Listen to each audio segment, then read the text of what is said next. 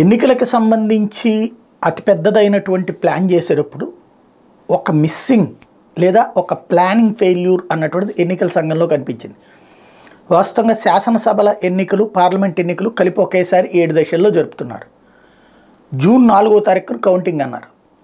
ఎందుకంటే ఈ మిగతా రాష్ట్రాల్లో సంబంధించి అసెంబ్లీకి టైం ఉంది, జూన్ 14 దాకా ఉండటం, ఇట్లాంటి వాటి వలన ప్రాబ్లం ఏం లేదు, 5 ఏళ్ల కౌంట్ లెక్క. కానీ 2 రాష్ట్రాల్లో కౌంటింగ్ ముందుగా ఎందుకు పెట్టాలని డెసిషన్ తీసుకున్నారు, మళ్ళీ ఎందుకు మార్చారు?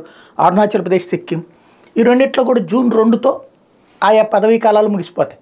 వాస్తవంగా ఎలక్షన్ అంతా జూన్ 1తో అయిపోతుంది. 2వ తారీఖున కౌంటింగ్ పెట్టేసుకోవచ్చు. కానీ వీళ్ళు 4వ తారీఖు దాకా పెట్టుకున్నారు.